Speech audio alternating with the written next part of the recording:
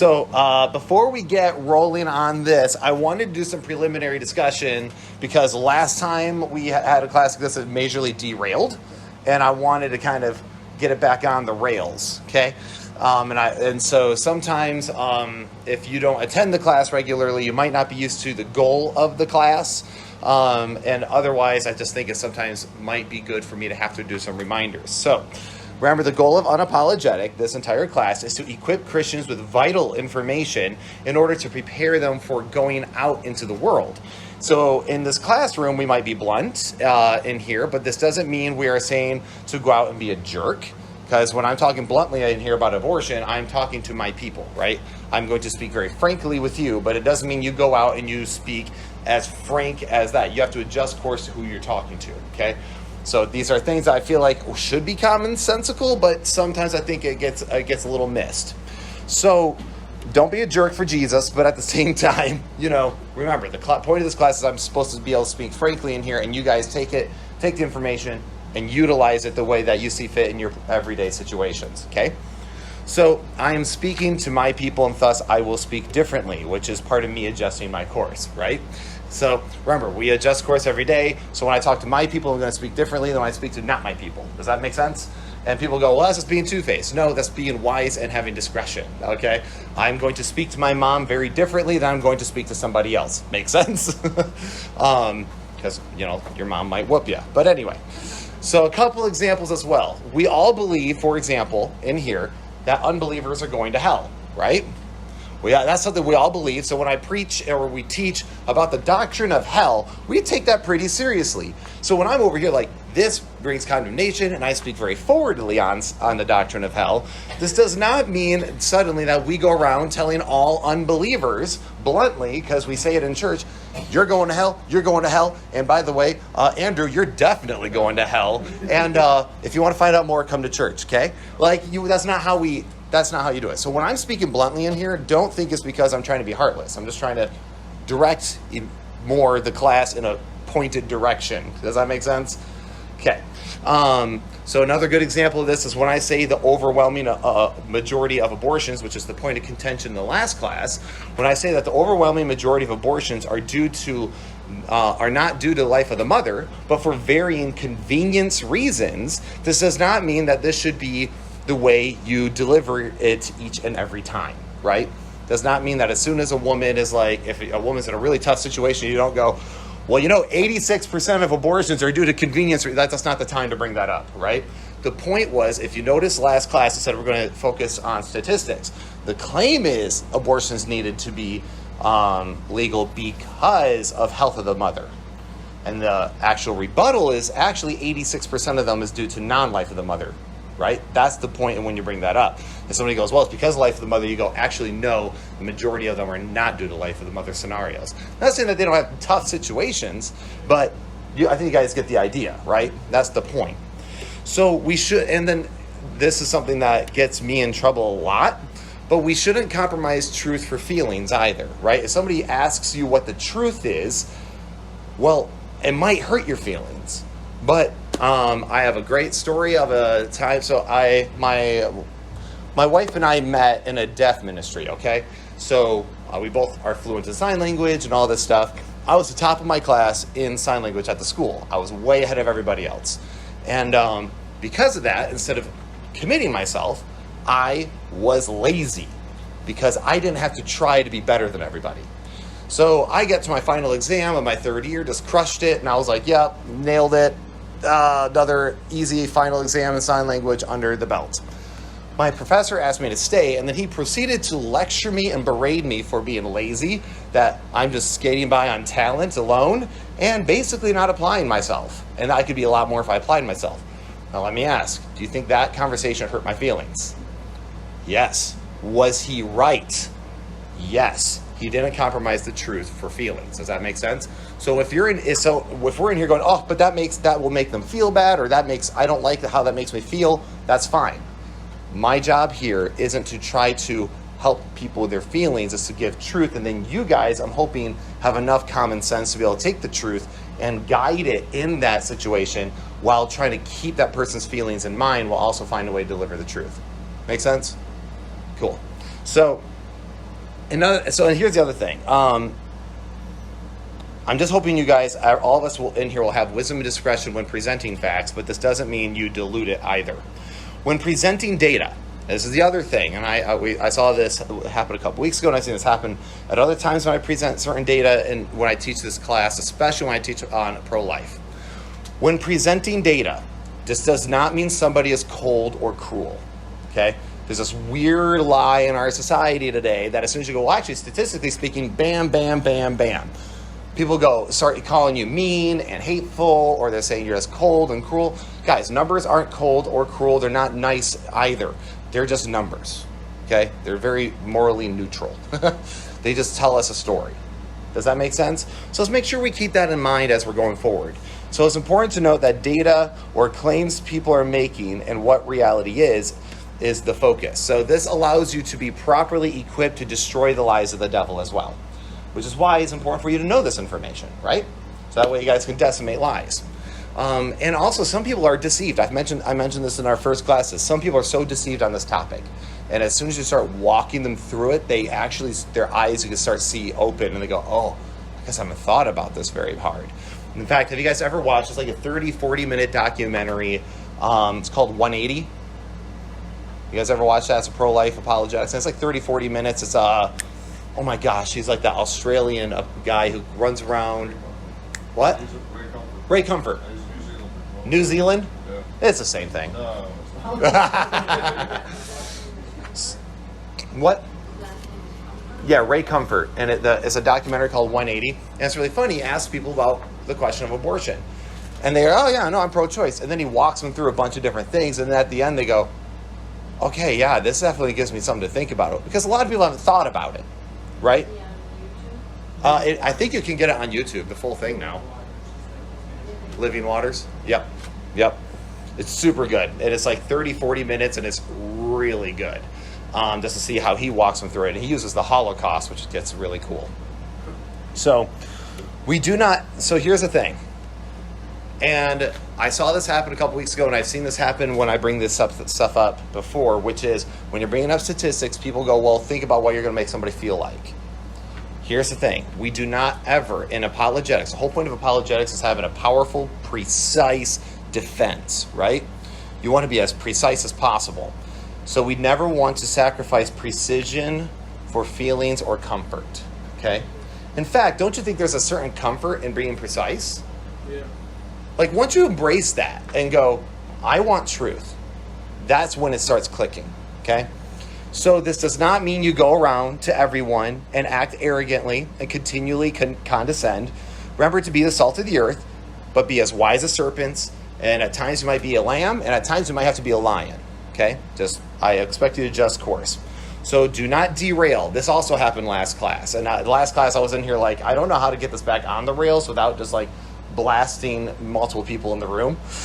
So I didn't want to do that as a teacher, and especially as someone who's an elder in the church. I'm like, how do I operate this? Because I tend to have a battering ram personality, and I don't want to do that. So, but do not derail. This did happen in the last class. As soon as someone brings up an objection, which we had an objection, if we spiderweb to other issues like adoption or just simply abortion is wrong, we aren't dealing with a proper objection. So be careful not to be swept away. Remember, stay focused. We shouldn't have to caveat everything also in this classroom, right? If I have to caveat literally everything, okay, guys, well, in this situation, blah, blah, and bring it and set up a bunch of groundwork before I get to the next objection, we're going to take 6 weeks to get through anything, okay? I expect us to be able to interpolate a little bit and go, okay, we're just moving forward. He can't caveat literally everything, okay? So we shouldn't have to caveat all things. And remember, when someone brings an objection, do not deflect and start talking about something other than the objection. This is a good thing to practice in apologetics and ministry in general. If somebody brings up an objection, deal with the objection itself. Don't sidestep and do adjacent speech, because that's just, you're going to speak past each other. For example, last time we had the objection of like, what if someone's going to get kicked out of their house? And then we had someone else interject, well, why don't we just put the baby up for adoption? That's not engaging the situation. Does that make sense? Because you're not talking about how that's helping them get out of the house. Because it's like, yeah, of course, we put the baby up for adoption, but that doesn't solve the house issue. Makes sense? So that is where you have to start talking about, is it a life, is it not, and how inconvenient are you willing to make your life? And a lot of people don't like that term inconvenient, but it falls under it. Now, there's different levels of inconvenience, right? So if I go, if I'm in an inconvenience situation where I might just have to drop out of school for a year, well, that's inconvenient, but that's not like life-ending, right? Now, if you're going to lose your house and your home, that's a different level of inconvenience than I have to drop out of school for a year, right? But that's still not a life-threatening situation. It means that you might have to get creative, right? So keep that in mind as we go forward, that when we're using these terms, we are speaking in broad terms, but it doesn't mean that terms it doesn't fall under the umbrella. That's a good way to put it. So one must address, so please remember, guys, when people bring objections, address the issue of contention, lest we risk talking past each other. And once you talk past each other, have you guys ever seen an argument where people talk past each other the entire time? It just gets more and more intense because they get more and more mad that the other person's not hearing their point because you're doing this instead of this. Okay? All right. So anyway, finally, never concede ground on emotional reasons when we have precise reasons. And this topic, there's a reason why I wanted to cover it, is so emotionally high that people lose reason. And I see this happen with Christians. They become so emotionally unreasonable in the situation because they get so attached to all the problems in abortion that they lose reason. So guys, don't ever sacrifice precision for emotional reasons. This happens all the time. That's a pro-choice red herring. They do this all the time. You go, well, we shouldn't kill babies. Like, oh, so the 10-year-olds should give birth to babies? Well, I never said 10-year-olds should be giving birth. Okay, I never agreed to that. But now that there's a baby there, and now what do we do? Right? That's the problem. Okay, I'm not saying that someone should do something. It's not something we want to happen. But situations arise where, well, how do we make this be as morally best as possible, right? And now there's another person involved. We have to consider the other person too. So, because the question still comes down to, is it an unborn person? Is the unborn a person? As difficult as the situation is, does that justify killing another person? So, and those questions like that actually expose the issue of contention, okay? So make sure you keep that in mind, all right? Cool? Cool. Sorry, that's like my dad talk for everybody in here. All right. So now we're going to review what caused the contention last week, and then I'm going to address it because I had to pull some more stuff from the Gottmacher study. Mary's not in here this week, and I wanted to make sure I had the data for her. So I'll have to find a way to make sure that she knows that I dug it up for her because she asked some good questions. Okay? All right. So remember, women who have abortions in that 2004 Guttmacher study said that they surveyed over 1,200 women after their abortions for their reasons. Remember, 86% stated personal convenience reasons, such as 25% not ready, 23% can't afford, 19% were done having kids, and don't want to be a single mother was only 8%, or not mature enough was 7%, would interfere with education or career 4%.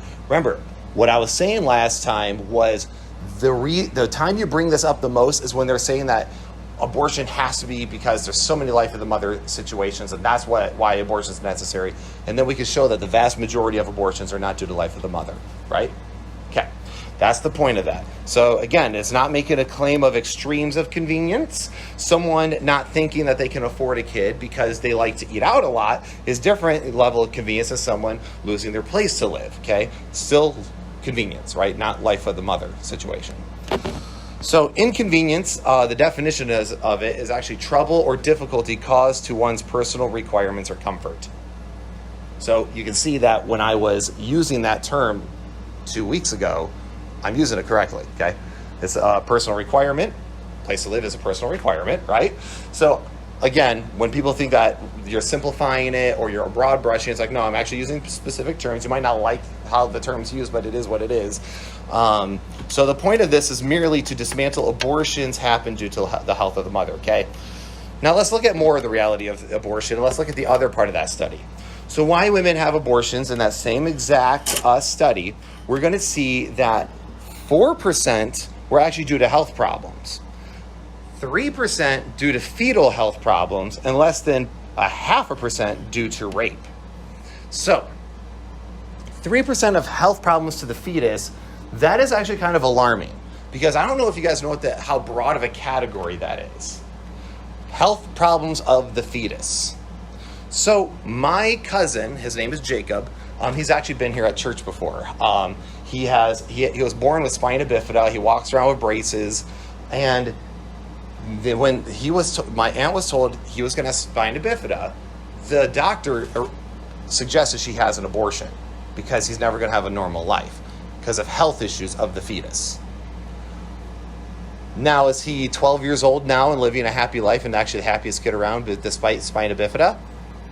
Yes. However, that falls under that 3% of health issues for abortions. So I need you to consider when someone says, oh, health issues like the baby's terminal? Not necessarily.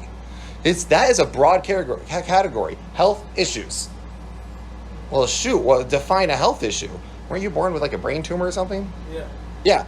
So, that's a health issue. You're aborted, bro. Sorry. You know what I'm saying? How do you define that? Then 0.5% only due to rape. So again, people are also so you think people should have, their rapist babies? Well, if we're talking about abortions in general, that is one of the smallest categories of abortions. So we are still trying to use a minority to justify the majority. Make sense? So keep that in mind as people are going to use these red herrings. And what it is, they're using any situation because it really comes down to they want to have them because of a convenience reason. That's usually almost 99% probably of those conversations you're going to have. Okay? So keep that in mind. Also, if we say it's money, because I heard that, they don't have money for it. Well, that still goes under 23%, right? Which means 77% of them gave other reasons other than money. So that's one of the things I hear is resources, right? Place to live, can't afford, paying for food, things like that. So in that Guttmacher study, if we say it's money, well, that's only 23%, which means we still have 77% of them that gave other reasons other than money. Okay? So we still have the overwhelming majority still not doing that. Make sense? So that is why when people bring this stuff up, this study is a really good one to know pretty well, study it over, look it up, and have those main statistics in your head. Because when you Guttmacher actually did that study, and 77% would still be this. It makes people you should see it. It's actually really funny when you have that moment where oh crap, I don't know about this. I only know talking points, and I'm just repeating them. Can they choose more than one reason? It was their primary reason. It was their primary reason on that. So they had to choose one primary reason. So, yes, good question. All right. Do you think Yes, sir. the statistics would be any different today than 18 years old? Right. With current thinking the way it is. I would actually think it's probably way more in the other direction of convenience more than ever. Because as old as that is, we are even better at fetal development and taking care of kids prematurely than ever before. So now we're even more in the medical field has advanced quite a bit since that study. But that's the things, you'll actually notice this a lot. There's not a ton of studies besides the one from Guttmacher and a few others, because a lot of people don't think about it. When you do those studies, it exposes the problems. So, yes, I would like for them to do a more recent study, but I have a feeling that we see an increase, an uptick in things like I don't want it. Because if you're on the cancer that is TikTok and things like that, you'll hear a lot of those types of conversations of people just, I don't want one. I don't want to be a mom. And that's kind of what it comes down to. Because we've made motherhood a bad thing in our culture anymore. You're not a strong, independent woman, because apparently it takes no strength or independence to raise children. So, all right. Appreciate you guys dealing with my sarcasm. So we have another claim. Regulating women's bodies never stop abortion. Have you ever heard that one before? No? If you regulate a woman's body, if you take her away her right to have an abortion, they're going to have abortions anyway. So you may as well make it safe and legal. And if you're Hillary Clinton, you'll say safe, legal, and rare, right? So, but here's the problem. Can you guys already see the problem with that logic? Because you guys might recognize the same logic. Because do we just stop regulating men's bodies, from raping? Because they're just going to rape anyway? I mean, we're just going to say that we should just do things because people are going to do it anyway. Why not, right? Because the overwhelming majority of rapists are men, right? So, well, that seems to be self-defeating, because if you're just saying that, or the other thing to refute is, do we stop regulating firearms then? Because, I mean, people are just going to get guns anyway. See, so this is my favorite thing to do when I'm having these conversations with people. Use their logic against them, okay? Well, they're going to do it anyway. Well, do we stop regulating guns because people are just going to use them anyway? And usually you have to remember, most of the people who are pro-choice are pretty liberal, which means they're actually pretty anti-gun, which means they're very pro-gun legislation. I'm not going to sit there and argue the Second Amendment with them. I just want them to realize the fact that you have a double standard here. You say people are going to do it anyway, so we should make it legal, but then you say people are going to do it anyway, so we should regulate it harder. See? And it is funny because it does turn it around. So I'm just giving you guys some counter arguments when you hear these things, okay? Another claim, unwanted pregnancies skyrocket to a lack of sex education. So if you get rid of all this stuff, you take sex education out of schools, you get rid of abortion, and you get rid of these things, well, then we're going to see teen pregnancies skyrocket even more because there's no sex education. Have you guys ever heard something like that? Because the whole point is sex education and abortion helps preserve young ladies. That's kind of the idea, okay? However, it's actually the opposite in the U.S. The more and more we've brought in sex education in schools, the more and more we've been seeing sexual activity going on. It's weird. It's almost like if you expose kids to certain things at a young age when they don't fully understand something, that they're going to do foolish things, right? This is why most parents understand age appropriateness, right? So, another thing is it also depends on what you mean by sex education and also who's doing the educating, right? Because are we just talking about the basics? The basics are probably okay for somebody, in middle school. That's probably okay, right? But the sex education I see now, have you guys seen some of the stuff they're teaching now? It's graphic. It's borderline pornographic. And it's like, but that's why the more we're seeing that type of thing brought in, we're seeing more pregnancies because people are like, that looks fun and exciting. And the thing is what's sad is that sex should be fun and exciting, but we're destroying it. We're destroying it really by perverting it with our children and in our culture. Make sense? Okay. So knowledge is, and I agree with them though, and this is where you should say, I agree that knowledge is always better, but one must define education, right? So you go, no, I agree, educating is good.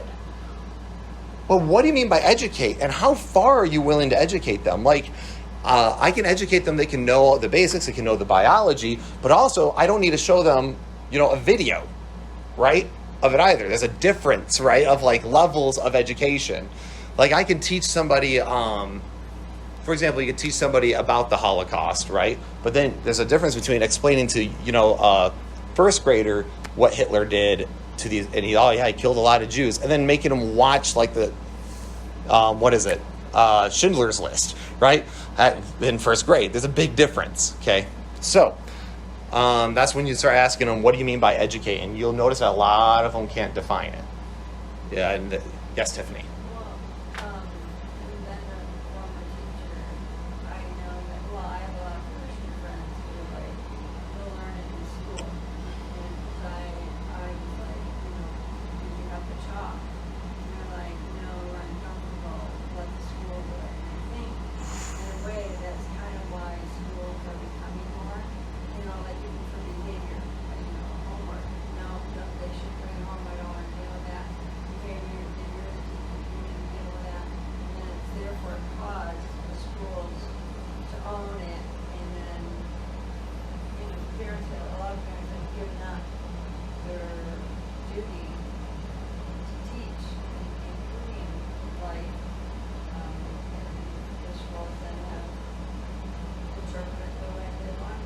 I'm really glad you brought that up because, so for those who couldn't hear online, Tiffany was mentioning that as a teacher, parents don't want to teach their kids about sex. They'll say, the schools will teach it. And basically, parents are more and more giving up their duty as parents and just giving it over to the school. And that's another problem we're seeing.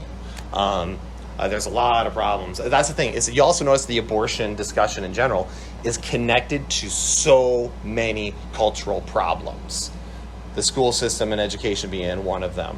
Then you have social programs being another. Then you have the issue of hookup culture and Tinder hookups. And then you get the issue of just sexual integrity. And there's so many things. So I'm glad you brought that up, because that's the thing, is as parents, you shouldn't be neglecting that.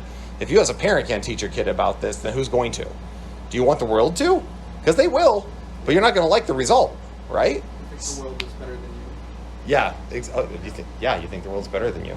And the Bible talks about sex so much, I don't understand why Christians made it a taboo. I know it comes from the Puritan culture that came over here, but it's like, it should not be a taboo. It should be something that's pretty normal for kids, and, well, for not children, I think, age appropriateness, but especially as they become teenagers and stuff, should be something that is a little bit more open about, but not in a way that's grotesque. Makes sense? So, all right, cool. All right, another claim. We shouldn't try to stop people from having abortions on morality alone, because that has not proven effective. And this one always blows me away, because you'll have a lot of people like, well, I'm pro-choice. I don't think it's right or moral, but I don't think that we can stop people on morality alone. And that one always throws me for a major loop. Can you guys already see what the problem is there? Can anyone see some problems in that line of argumentation? They see morality as subjective. Right, well, they see morality as subjective, true. But here's the thing. For example, let's just, again, always take their logic and apply it to something else. Sometimes we get so stuck in that pro-life, pro-choice conversation, we have our blinders on. So I was going to say, if there's no morality, you could just, you can justify rape, you can justify, anything. If there's no if there's no moral law, or if there's no morality. Spoilers, bro. Yeah, you just exactly said what I say. So when they're like, well, we can't stop people from having abortions on morality alone, they just ask them, do you take the same stance with rape? That's exactly what you just said. And it's like, well, no, I think it's okay, great. So it's okay to say something's wrong based on morality alone. Yeah. Okay?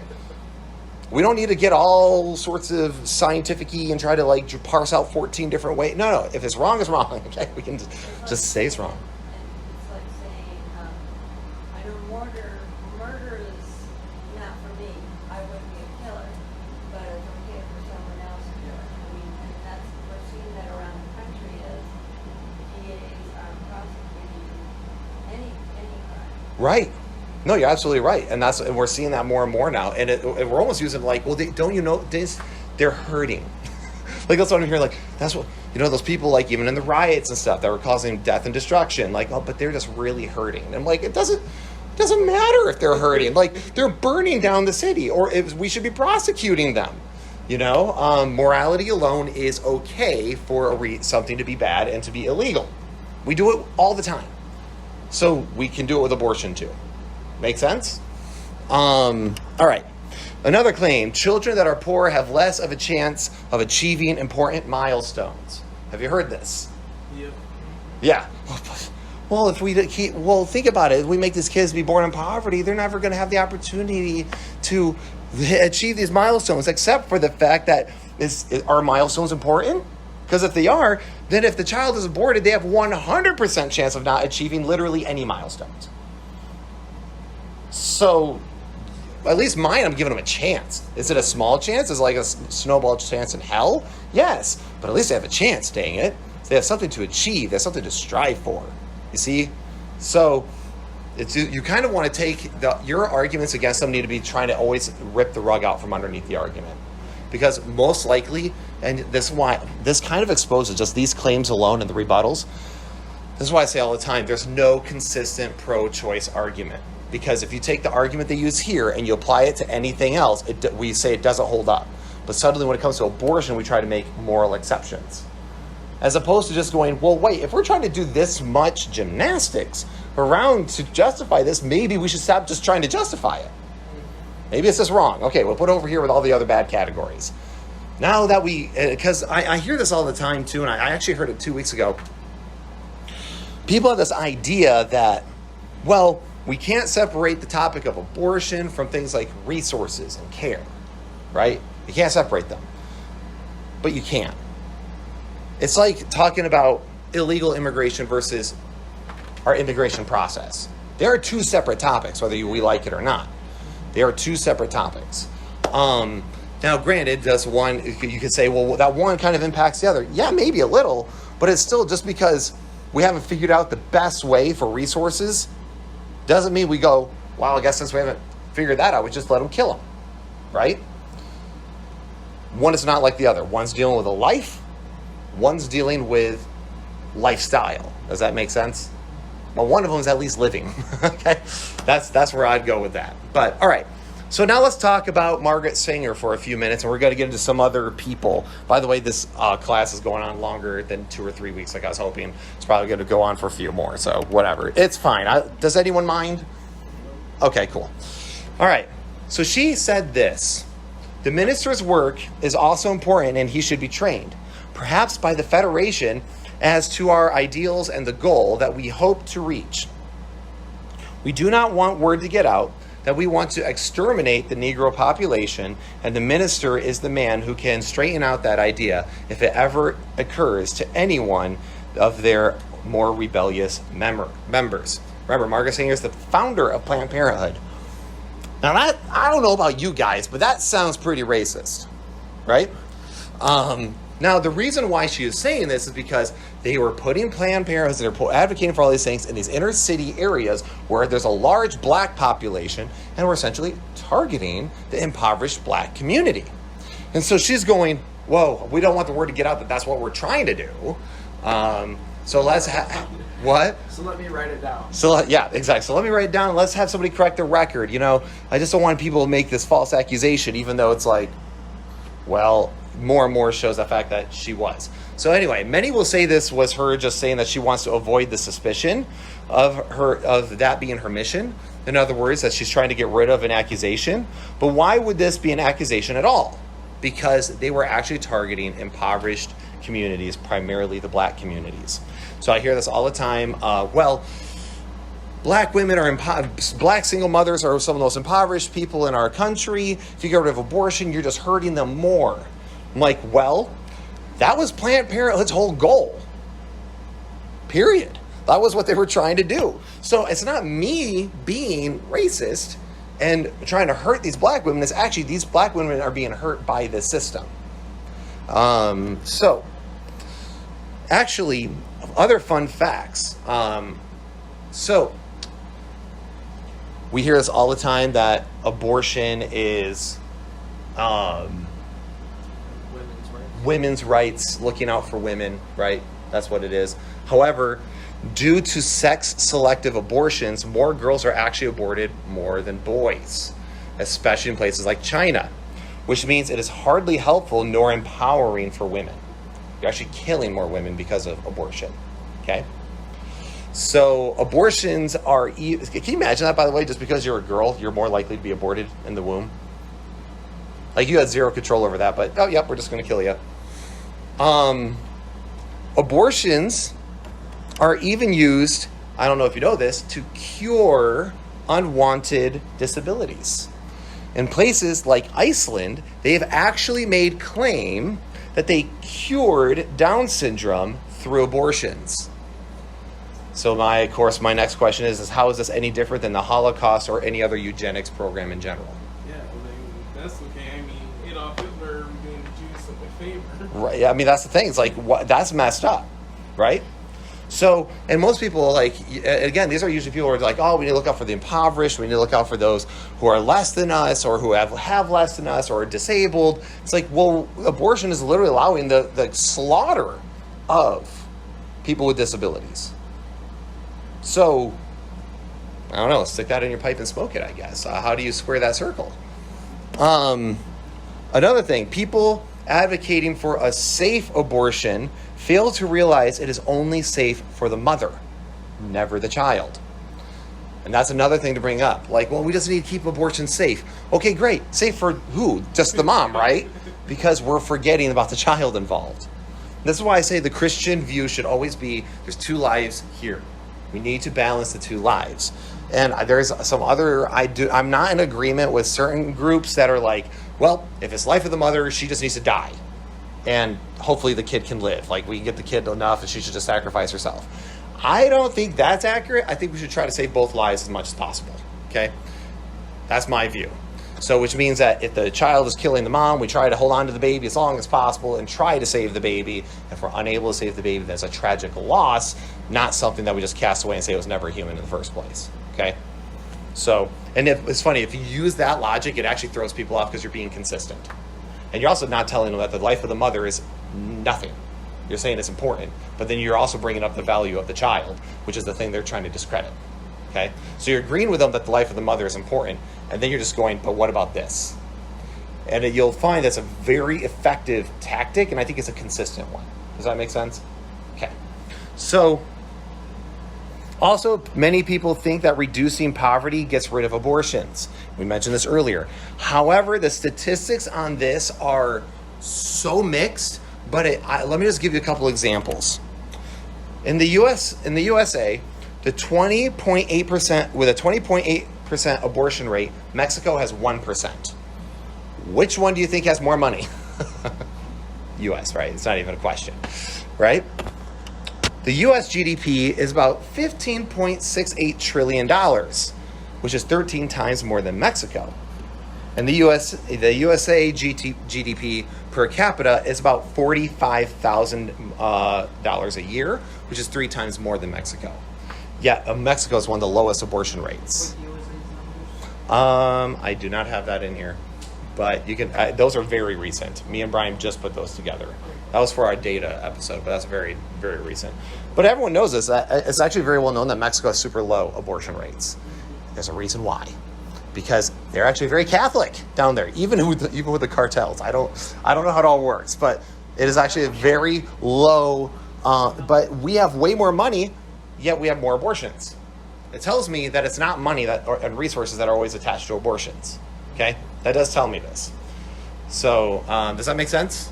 Okay, Tiffany. Another thing is they like to compare our abortion rates and restrictions to Europe. Like Europe has a lot more restrictions, like in Germany, if you're married, probably has to have a say in it. Over a certain amount of weeks, then you can have an abortion. And since Roe v. Wade was sent back to the states that are all trying to be more, not restrictive, but more lenient than what they have in Roe v. Wade. Right. Trying to take away, being informed by the parent or, the rape and all that. I mean, certain things that you think just make sense, they're going to take away all of that. Yep. No, you're absolutely right. That's one of the things I like to bring up. They always bring up, especially like the Netherlands and stuff. Yeah. And it's like they have far more restrictions. I think we covered that 2 weeks ago, some of the restrictions. And it was like they have far more restrictions than we have in the U.S. We're on par. The U.S. and our abortion, the most liberal states like California and New York, we're on par with Canada, North Korea, and China. Let that sink in. And it's like, oh yeah, but we need less but we need to be like Europe. I'm like, I would love for us to be more like Europe in this area. I don't want any abortions, but I mean, some restriction in my mind is at least better than none. Because at least some lives are probably being saved in that process. Or at least making people consider things a little bit more seriously. So also, actually, this is interesting. In the UK, viable babies before 24 weeks don't actually have to be given life-saving treatment and are not even given a birth certificate. Let that sink in too. So you'll find as you look around the world that there's a lot of jacked up ways we treat the unborn because we dehumanize them. Another claim, teaching kids abstinence only increases abortion. Have you heard of this one? Well, if you're teaching the kids abstinence from sex, then they're just it's going to increase abortion because they're going to have sex anyway. It's like this thing I've heard, which it's kind of funny because you're telling kids literally to be sexually responsible, and we're saying that that's bad. But anyway, however, this claim, and I want you guys to remember this one in your back pockets, is false. 9 states with the lowest abortion rates actually stress abstinence only in sex education.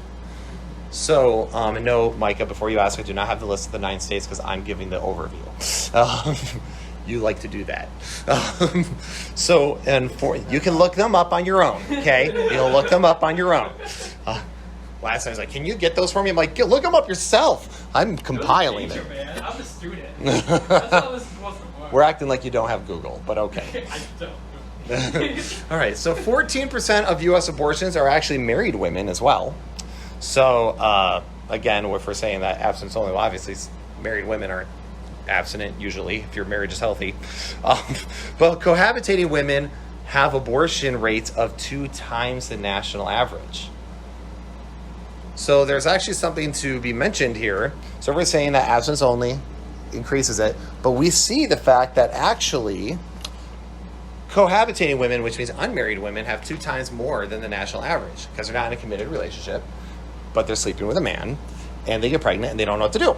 And a lot of times they will just abort the child. This tells me that abstinence-only education isn't actually the problem, okay? It's exposed to something else there. Plus, and now I'm not saying also, I think the church has done pretty much miserably in abstinence-only education too. I mean, how many of you guys remember the purity movement? Like, Jesus is my boyfriend kind of thing. Like, you get your purity ring and you promise your virginity to Jesus kind of stuff. That's super creepy and weird to me.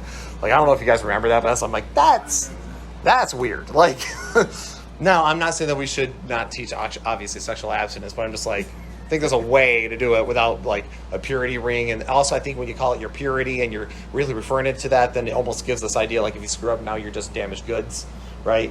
As opposed to being sexually disciplined, sexually chaste, and not giving yourself to somebody unless they are given to you in a covenant, lest there's the risk of them leaving you. And so I think there's better ways to teach it than you're damaged goods now. Congratulations, no one wants you, right? Like, did you guys ever experience that, see that in the church? Because you're going to deal with purity culture. If you ever talk pro-choice, you're going to hear about that. Yeah. Like, well, the way the churches handle it, you can just go, yeah, that was bad. I don't think it was good. I don't think it was the right way to teach it. You just agree with them, and then that throws them off because, again, you're supposed to be the Christian fundamentalist who hates them, and you actually turn around and agreeing with them. So it shows that you're actually reasonable. Does it make sense? Okay. All right, let's quickly discuss some late-term abortions and how much. All right, cool. I got we have a few minutes. Can I bust through this? Cool. All right, so late-term abortions are never for the health of the mother.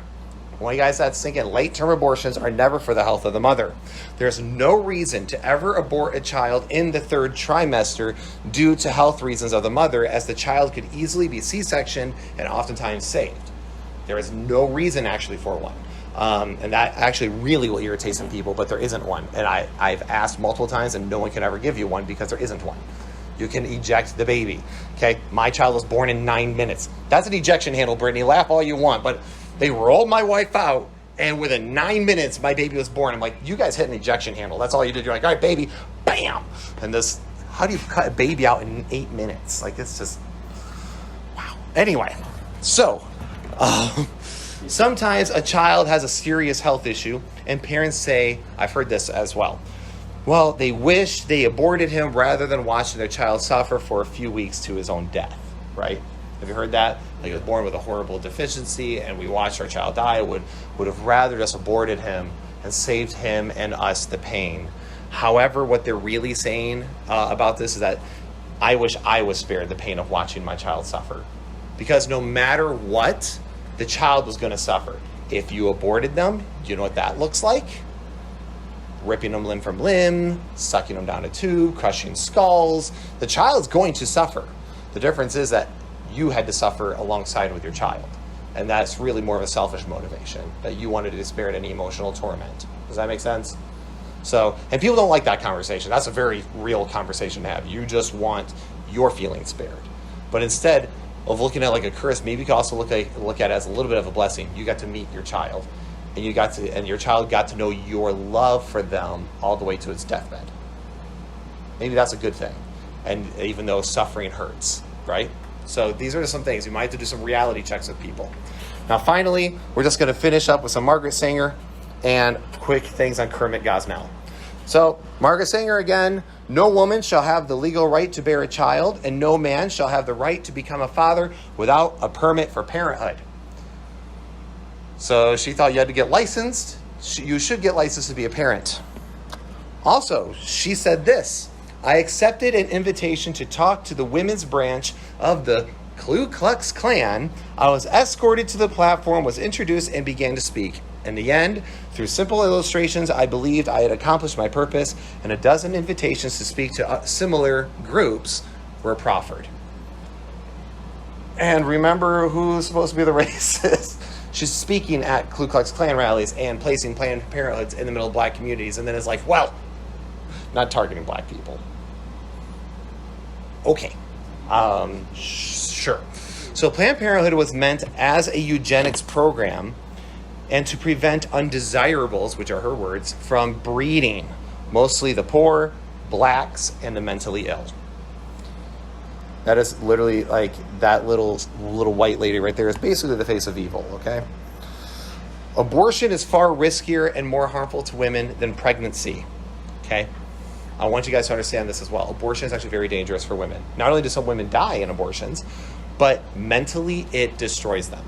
The British Journal did a study and showed that 1 year after abortion, after they've experienced their abortion, there's a 35% spike in mental health and suicide issues, okay? And many studies have shown that it's mentally horrible for women, okay? 35% from the British Journal, yep. That's one I always just, I don't even have that on here. I just have it in my back pocket. You can look it up. And also, guys, the average cost of adoption, average cost of abortion, there's an economic incentive here as well. And we have to understand that culturally speaking, there is a real incentive for abortion over adoption. Adoption, on average, costs $43,000, which is ridiculous, by the way. Yeah. Which means that basically adoption is only for those who are willing to take out a second mortgage or who are very well-to-do, right? To have that money just sitting around. Abortion is $500 to $600. And we want the state to fund abortion. When all I'm over here going is, can we just get the state to maybe possibly help with adoptions? Maybe that would be helpful, right? In fact, I'm of the opinion that you shouldn't have to pay a butt ton of money to adopt a child because you're taking on an extra expense as well in your home. So if someone should have, if anything, they should be giving you money. But anyway, the point is, we have to understand that this is an issue, okay? That is a problem. Because some people, I don't know about you, let's ask, how many of you guys have $43,000 sitting in your bank account? Andrew, yeah, of course. Doing drugs again? Yeah. So, You know that, again, the legislature in Michigan has been trying to get bills to be passed to lower that, to have money go to crisis pregnancy centers, and all these pro-life things, and again, Governor Whitmer is. oh yeah. Governor Whitmer has been blocking all those types of aids to try to help with those things. And so another reason why you should vote, just saying, I know, like, I don't want to be like the Republican Baptist Church or anything like that. But the thing is that voting is important. We do need to be engaged culturally. One of the biggest things that annoy me is that Christians sometimes aren't engaged and they have no idea that that's happening. It's like, no, who you have in power matters, especially morally. So, also, I didn't get all the studies out, but there is stats, and you should look them up, on those who have survived abortions, like people growing up missing an arm. People have actually survived abortions, and like they actually have a good, loving relationship with their mom. They talk about it. It's actually this very heartwarming, but also like whoa, woof, like anyway. So now quickly, I'm going to get to Gosnell. The next week we will discuss types of abortions. Gosnell severed the spine of one breathing, moving, born-alive baby and put the body in a plastic shoebox for disposal. One of the babies was reportedly moving and breathing for 20 minutes before an employee cut the spinal cord. The abortions of, as he called, really big ones, which are illegal late-term abortions, were scheduled for Sundays when no employees were around, and hundreds of babies survived abortions and were killed after birth in Gosnell's horrible little abortion mill. So, keep in mind, these are all people. Gosnell, we're dealing with Margaret Sanger. Do these people seem like the moral platitudes that we should be following at all? No. So it is important for you guys to know some of the people who have been super influential in the abortion discussion. He was prosecuted, by the way, for all this. Like, there's a movie on him, and that's actually pretty accurate.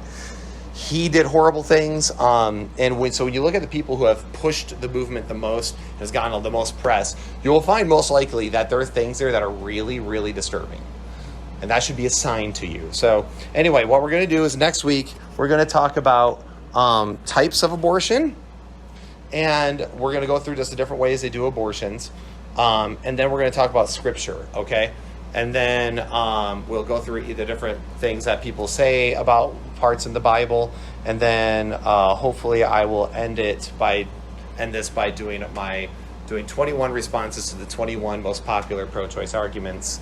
And then we'll wrap it up. However, that'll be next week. And then the week after, I'll be on vacation, so my friend Jordan Ferrier will be here in 2 weeks teaching on the two views of God. And he's going to give how those two views of God greatly impact Christianity and where the church probably went wrong in some views, okay? All right, guys, thank you all for hanging around for a few extra minutes, but you're all good. I just wanted to get through that.